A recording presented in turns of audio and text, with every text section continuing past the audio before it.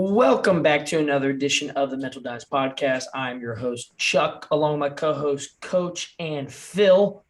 And we have a guest picker, our Fantasy League Commissioner. Mr. Commissioner, how are you doing, sir?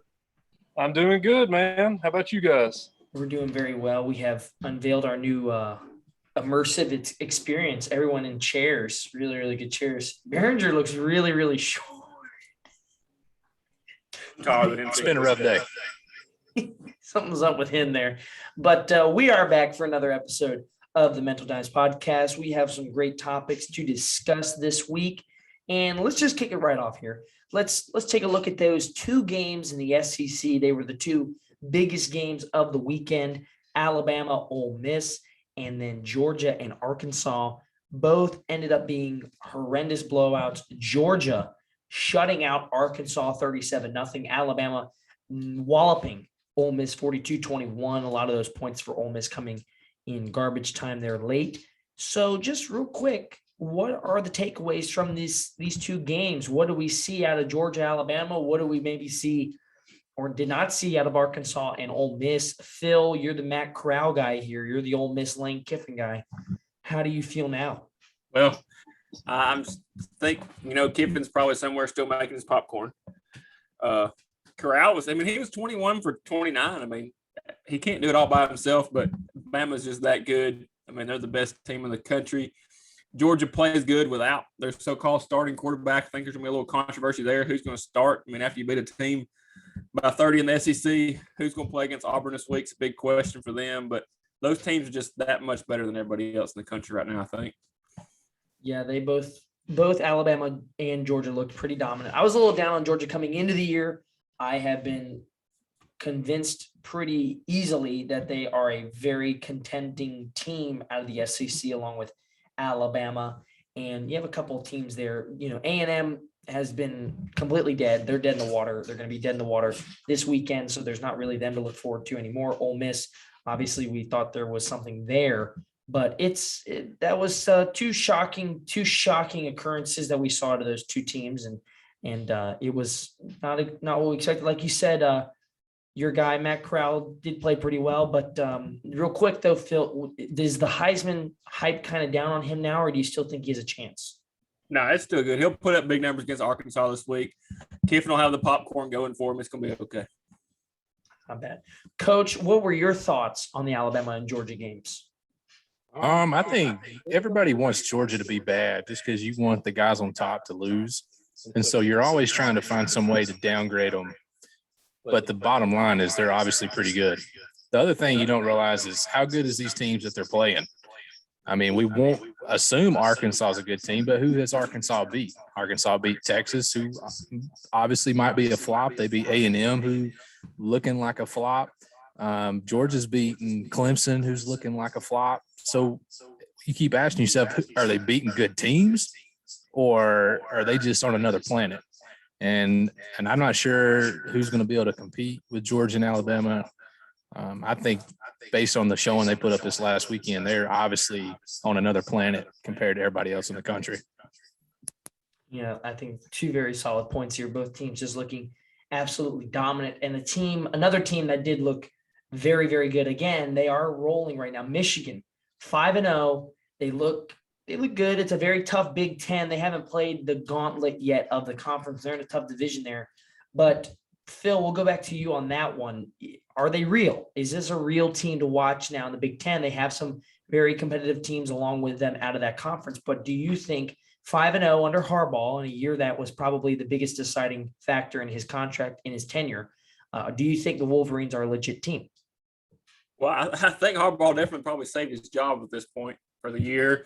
But, like you said, they got Penn State coming up. They got Ohio State coming up. They got Michigan State coming up, where their real tests are coming up. So, I mean, they're 5-0. They are a good football team. Don't get me wrong there. But, I see them losing at least one, maybe two of those games down the stretch at the end of the year. But they are a much improved Michigan football team. I think it's probably headed in the right direction for the first time. For the last couple of years, that program was headed in a bad place. Real bad. But, he's turned it around. I think I was reading a little article today about he got a lot younger coaches who can relate to the players better. Harbaugh kind of had an older staff, and That has a lot to do with it. We don't relate to those guys. I can't talk, but Michigan is heading in the right direction. They're headed in the right direction. Like you said, they have some tough teams. They still are yet to play. They have to go to East Lansing, play Michigan State, who right now is undefeated. That's at the end of October. They get to go to State College and play Penn State. They get to host Ohio State, of course, at the end of the season. This weekend, they're on the road at Nebraska. That's Saturday Night Football. So that's a decent test. But their next two games, very winnable at Nebraska, home against Northwestern. And then you get into a difficult stretch there. Even the Indiana game at home in November, the road game against Maryland at the end of November before Ohio State. So they have some tough teams they have left to play out of the Big Ten. It's going to be a real test to see if they are a legitimate team because they're going to be having to play a lot of contenders, not just for conference titles, but also Penn State is a national title contender. Ohio State is still a very difficult team to play. They are still contending for a spot in the playoff. So there are some good teams still left on that schedule for Michigan. And then coach, a team that we wish Michigan would have played this year. It's a rivalry that should be playing every year, but they didn't. Notre Dame and Cincinnati played this weekend, and Cincinnati knocked them off. Cincinnati did pretty good. They beat up Notre Dame pretty good there in South Bend. I just saw they earned a $1.2 million paycheck to go play there. And Cincinnati shocked a lot of people and beat Notre Dame in South Bend. And now their route to the CFP is pretty open with Oregon losing to Stanford. What do you think about the Bearcats? I think it's theirs to lose, which if you're Cincinnati, that's all you can ask for. Being able to control your own destinies, especially for a team in the American Conference, is very beneficial to yourself. Their conference is really weak this year, especially with Gus Malzahn fixing to ruin UCF. American's really bad. I mean, that's the bottom line to it. But if Cincy can run the table, I think they deserve a spot over Oregon in the college football playoffs. The thing that's going to come down to it, though, is that Big Ten East Division has so many good teams. You got Penn State and Michigan both in the eastern side, and you got Iowa in the other side of the division. So it wouldn't shock me if you had an Alabama, Georgia, and then you had two Big Ten teams in the playoffs. That's going to be the problem, I feel like, for Cincinnati. But I feel like they've showed that they deserve to be there. Personally, I kind of hope they do, just because you always want that underdog to have a shot. This is that good year. You wish there was 12 teams, a 12-team playoff, so you could see cool magic happen. But it's theirs to lose. I think if they win out, I think it's theirs. I think you're right. It is theirs to lose. That Oregon loss to Stanford immediately opened the door. The win helped against Notre Dame, but then Oregon losing on the same day in the Pac-12 does a lot. Bad loss for Oregon.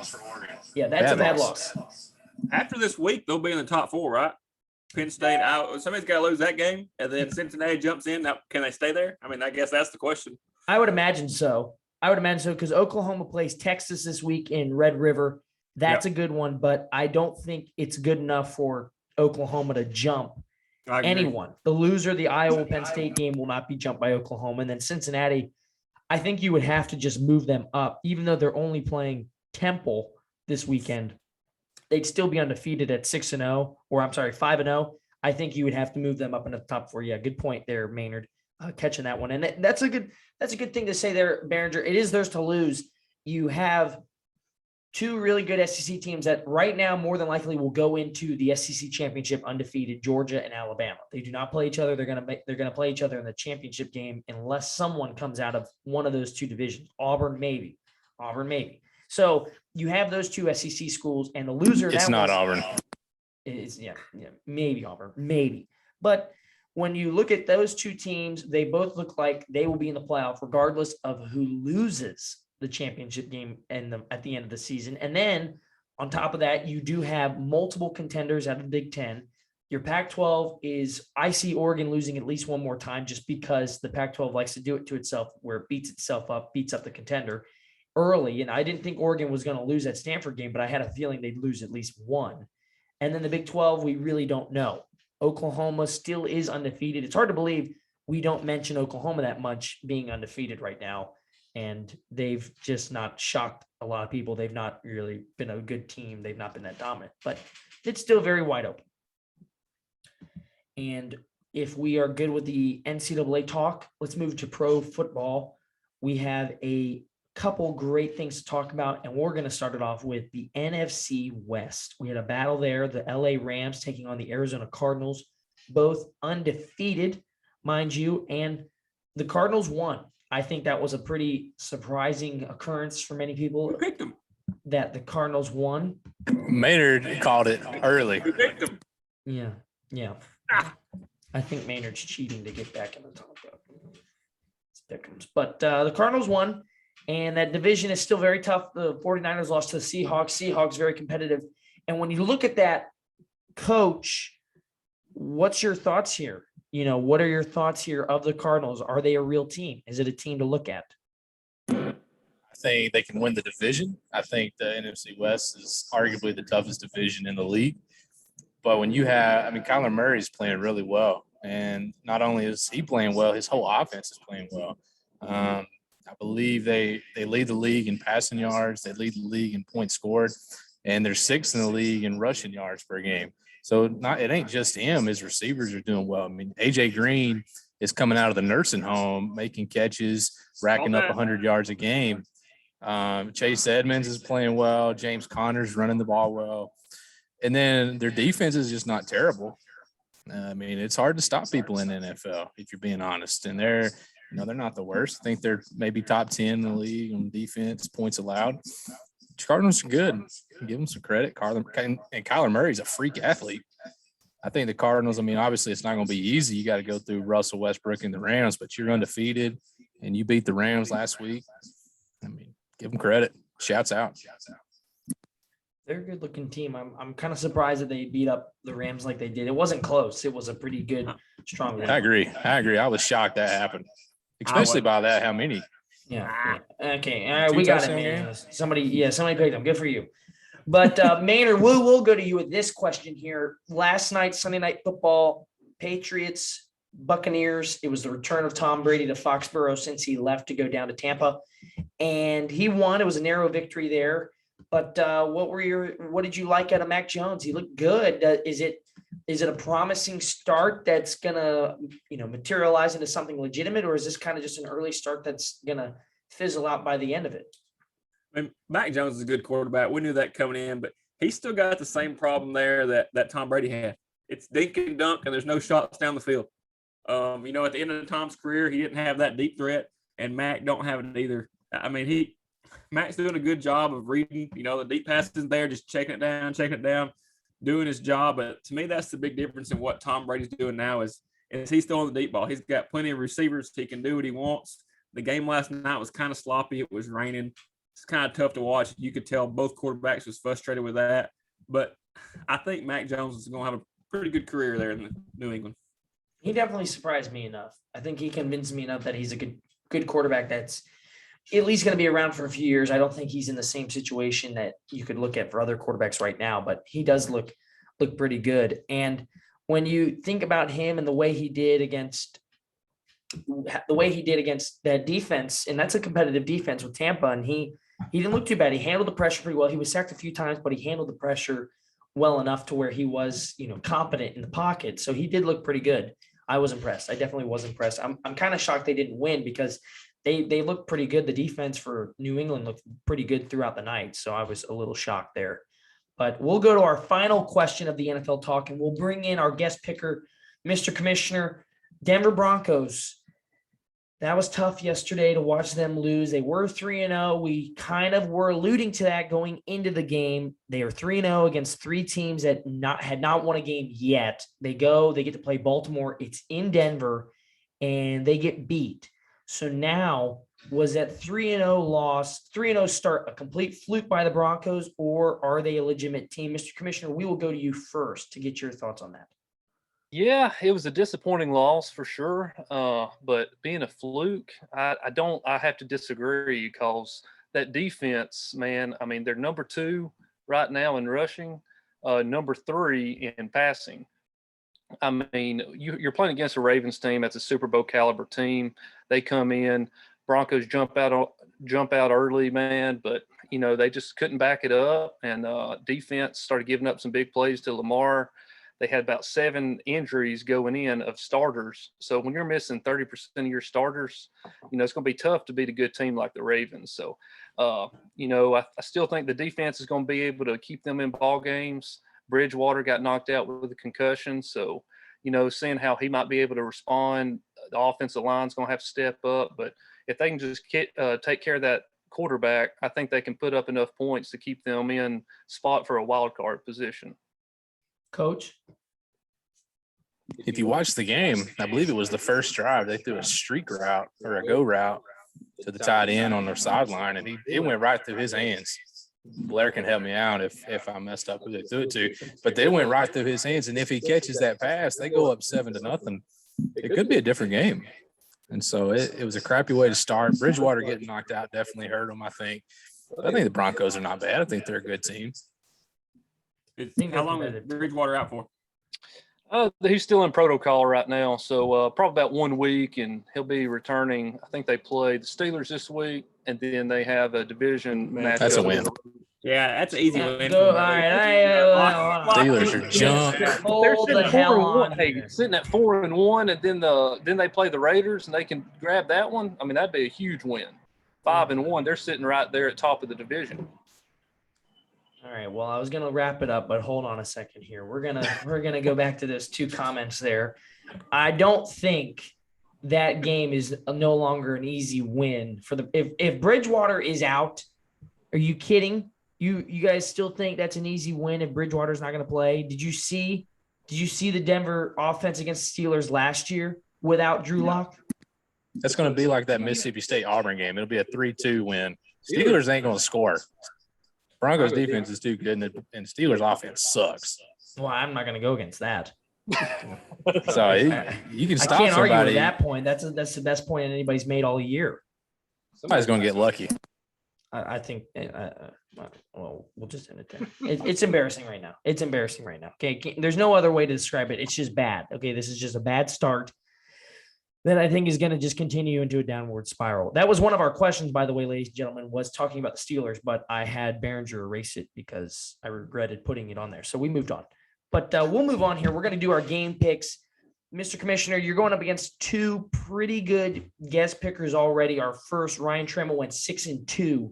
It's a pretty strong start to becoming our first guest picker. And then last week, Justin Foster, yeah, he was too focused on that win he had in fantasy. That was a complete fluke. Now that was a fluke.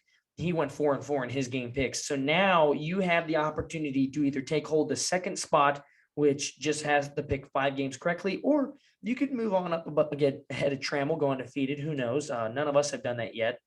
Even Coach hasn't, and Coach has an inside guy. Coach hasn't gone undefeated in a Maynard went 7. Oh, I think so. Maynard went 7-1. You didn't go undefeated. Did I? Well, I mean, if you want me to go undefeated, I will. I'm just trying to keep it close. Yeah, okay. But we'll start it off here. We'll start off with our college games. We have some very solid games. I mentioned it briefly. Red River, number 6, Oklahoma against number 21, Texas. It's not in Austin. It's not in Norman. It's in Dallas. So, Coach, we'll go to you first since you are our leader in the standings. Who you like in there, Sooners or Longhorns? But right before week 1, I really was high on Texas, and it was a tough loss against Arkansas. And we don't know how good Arkansas is right now. But I really like Texas. I think Sark did a good job responding after that loss. I think they're going to come away with a win. Okay, Texas. Phil? Well, I hate to go against the leader here, but I'm not sold on Texas. I'm really not. I got Oklahoma. In a close one, Oklahoma likes to keep all their games close, but I got Oklahoma winning again in the close one. Mr. Commissioner? Yeah, I'm not sold on Texas either, but I'm definitely not sold on Oklahoma, man. I've just not been impressed with Rattler too much. I mean, he makes some good plays, but he turns that ball over. I actually like seeing Texas come away with the W in this. We're going to go 2-2 here. I'm going with Oklahoma. I'm not sold on Texas just yet. Rattler, he's questionable. I like those points there, sir. He is just not the greatest quarterback yet. He's not looking like he was last year at any point. And so I got to go with Oklahoma. They look pretty good. They're competitive. They're not great, but they are competitive. And our second game to look at, number 13, Arkansas, trying to bounce back. And coincidentally, they get to play at number 17, Ole Miss. So 2 teams coming off beat downs against the top 2 teams in the SEC. They're both still very good. Phil, we'll start with you. Do you like the Razorbacks or are you going with the Rebels? Well, I think the Razorbacks are going to score this week. Go ahead and mark that one down. I think they'll get on the board this week. But I got Matt Corral, my guy. You say bouncing back. He was 72% last week. I got him somewhere around there this week, putting up some bigger numbers, not in, killer time when the game's already over, but I got Ole Miss winning again. Mm-hmm. Coach? From a coaching standpoint, when you build up a game and you lose, especially bad, it's really hard to bounce back from that. I mean, it really is. It's hard to get guys to focus. It's hard to it's hard. I'm not saying Arkansas can't do that, but I don't have faith in Arkansas. I think Ole Miss is going to be able to score points. I think Ole Miss wins this pretty easily. Mr. Commissioner? Yeah. So when I saw this game, I was like, which team's going to be able to rebound the best? I mean, like you said, that both of them's coming off of beatdowns last week. With Kiffin, I was like, okay, where's this game being played at? I saw it go into the Grove. So I was leaning towards Ole Miss, but man, I know Corral, solid quarterback, but I like that defense of Arkansas. I think they're going to be able to go in there and come away with that W. I mean, they're top 10, just a week ago. I think they're going to be able to come in, have an impression showing, and get that win. They look good against Georgia. Yeah, they were a little weak on that, but hey, Georgia and Bama, that's two totally different animals. I like the point that Coach made about building up a game, and then if you lose that game, it's hard to bounce back from. He did that a lot to me as a player. He'd build us up, and then we'd lose. We just didn't have the heart, and that was his fault. Most of the time, it was his fault. But I would just like to ask, what game are you talking about? All of them. All of them. Was you even on the team? No. Exactly. Glass eater, baby. Glass eater. Yeah. Cross country team. Cross country. There's the one. Cross country. He'd build those damn meets up like we could conquer the world, and then we go out there and I'd be walking after that first half mile. Hey, speaking of that, I don't know if you remember, you threw up almost at mile 3 and just started smiling and kept running again. It's true. If you remember that. And I powered through. But I'm going to go with Ole Miss. I'll just go with Ole Miss. That'll be my quick pick. I have to go with Corral. Ole Miss wins that one. Number 2, Georgia at number 18, Auburn. A solid rivalry. We'll go to our resident Auburn fan for his pick. You come away narrowly, your first win in over 20 years in Death Valley against LSU. Do you back it up with an upset? No, but let's get your pick. Even no matter what I think, Chuck, this is the difference of me and you, Chuck. No matter what I think about this game, I am a true Auburn fan, and I'm picking Auburn. I'm not like you picking against West Virginia, your team. You did that the other week, and it really upset me that you went against your team, West Virginia. So you just remember every week, go ahead and mark it down. War Eagle, baby.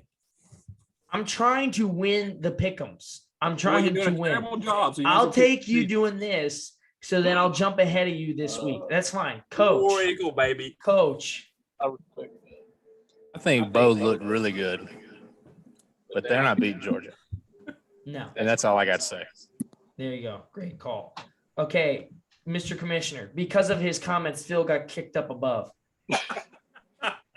Well, I respect going with Auburn, man, and I'd love to be able to choose them, but I think Bo might be able to make a couple of plays, but not enough. I mean, it's Georgia. Got to go with Georgia. Okay, quickly here. Number 19, Wake Forest at Syracuse. I just had to put it in there. Demon Deacons undefeated. Coach, you are a resident Orangeman. Do you like your guys' chances? I like them a lot. And I don't like them a lot because I'm a Syracuse fan. I like them a lot because Syracuse is not bad. They were in a terrible situation last year. Everybody knew Florida State was going to win. It was going to happen. It's a home game. They were just a bad situation.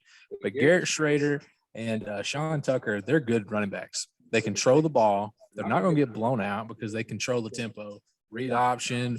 Sean Tucker's a good running back. Hughes is going to win. Okay. They don't lose in the dome. Rank game, they're not going to lose in the dome. Phil, quickly. Wake Forest. That's all I'm doing. Wake Forest. Mr. Commissioner. The Deacons by 2 scores. Deacons by 3 touchdowns.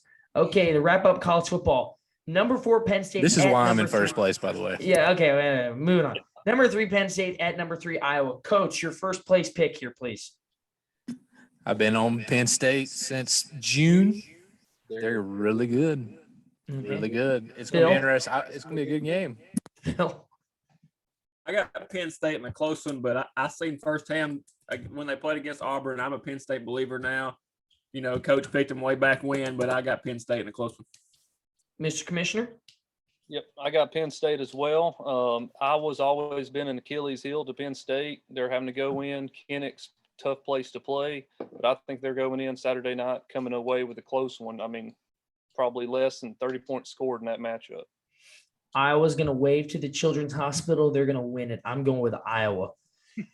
And I got to pick my one out of the bag. It came back to bite me last week picking Baylor, but I'll go with them. I'll go with Iowa this week. NFL games, we have 3 here. Quickly, fellas. Rams at Seahawks, another NFC West battle. Coach, who you rolling with?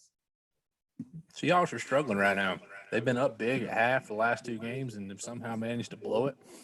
I mean, I really like the Rams, but I don't think Russ loses 3 in a row. It's just something weird about it. I do that. The Rams is a better team. I'm going Seahawks. Phil? I'm with you. Seahawks, Russell Wilson. He's kind of, like you said, been down a little bit. I got him coming back, having a big week. Seahawks win. Mr. Commissioner? Yeah, I love Russell, but I just feel like the Rams too talented. They're not going to be losing back-to-back, so I'm going Rams. I got to go with Seahawks. I think Lockett has a breakout game, wins me another fantasy game, so I'm going with Seattle. Packers at Bills, 2-3-1 teams. Phil? Even though I don't want to pick them, I'm picking the Packers. I think Aaron Rodgers is too good. Packers. Coach? Aaron Rodgers has been looking like Tom Brady ever since that terrible loss week 1. Aaron Jones has been playing beast mode to help him out. That's a big reason why Aaron Rodgers has been looking good. Randall Cobb came on this week. Mm-hmm. Yeah. I'm not sure if Mixon's playing, but I don't think it matters. I think Packers wins. Mr. Commissioner? We all mentioned Aaron Rodgers, and I'm going to too. I mean, that's why I'm picking them. Green Bay. Packers all the way. No Mixon at full health. Limits Cincinnati's offense. Bills, Chiefs, battle of the ages. Coach, you going with the young buck Allen, or you going with the other young buck, kind of, Patrick Mahomes? Chiefs defense sucks.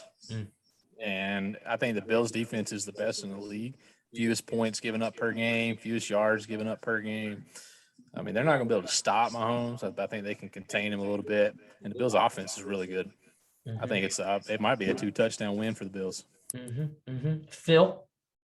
I got the Chiefs. I mean, that offense is just too good. There's too many playmakers. I think Travis Kelce kind of had a down week this past week. I think he comes back, has a good week, and I got the Chiefs. Mr. Commissioner? Chiefs may put up 40, but I think the Bills might put up 50. I'm going with the Bills. I like the Bills defense too much. Already 2 shutouts this year. They should be 4-0. That first loss to Pittsburgh was just a shaking my head loss for them, but I have to go with the Bills. That defense is a colossal unit, and the Chiefs don't even have a defense, and the running game is atrocious. So I got to go with the Bills. You don't need a running game. Why you throw the ball? Air raid, baby.